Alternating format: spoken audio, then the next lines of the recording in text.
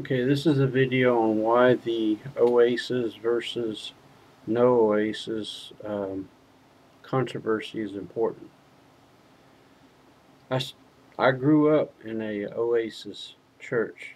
I was Baptist, and one day I heard the preacher preach a sermon that made it sound like uh, that doctrine made it okay to be saved and sin, and that there was no sin that could make you lose salvation, and that basically salvation was a ticket to sin, which I knew that wasn't right.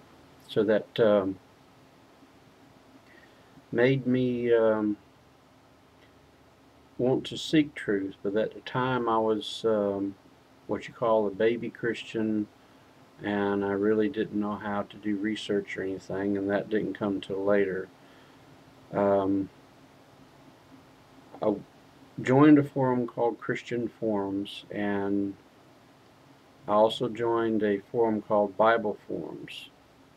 Um, I debated it a lot on Bible forums. I mean, there was a thread going on every day with a debate that you could find with this, and I mean there would be close to 100 pages of stuff, and um, being interested in this debate, it made me do a lot of research to answer people's questions because I was going from one belief to another. At one point, I just kind of didn't know which one to believe, and that actually made me come neutral on the subject, which actually turned out some positive things. Because once you're neutral on the subject, you can look at something with a genuine, um, let's see, find a word for that, a genuine perspective. And that's what I was doing. And I prayed about it. I said, Lord, I want to know what the truth is. Can you show me the truth? Because this is a salvation issue, and I want to know. And it took about 3 years of debating it and allowing God to show me through His Word as I researched stuff. But I found that there was about 10 times more verses in the Bible that supported that you can lose your salvation. I mean, all the stuff that would go along with it. There was like 10 times more stuff in there. And I found that the people who believed in Oasis were actually, when you'd show them where they were wrong, they would ignore you. They would get an attitude. They'd want to call you names, and you don't learn truth from the Bible or teach someone else an error of their ways um, by calling them names and doing everything else that's ungodly. Um, just because you want to believe a certain way. It just doesn't work that way.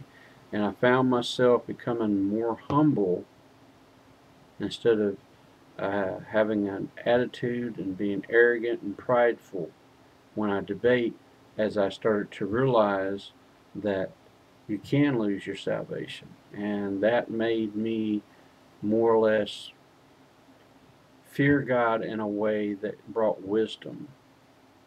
See, the type of fear that the Oasis often try to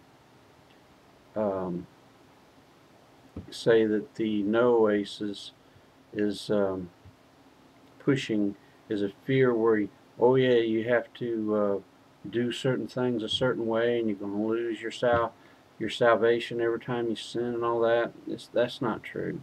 I mean, they pull that kind of stuff because they have to make themselves look better, and that's the only way they can do it. Because you never see an Oasis believer actually asking what the no Oasis belief um, entails, because they don't want to know.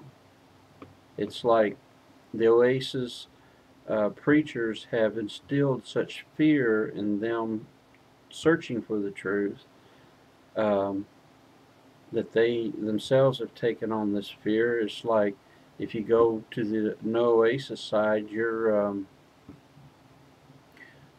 to be in trouble, and they're going to do all these bad things to you and teach you all these bad things. Well, you can't find the truth unless you're willing to walk in somebody else's shoes for a little while and learn what they believe instead of making up your own stuff.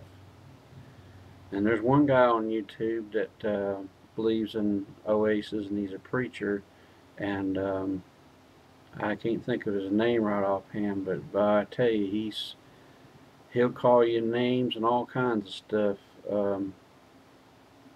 and it's just not right. If that's what the oasis belief makes a person who is supposed to be an ambassador to Christ to do, I don't want no part of it.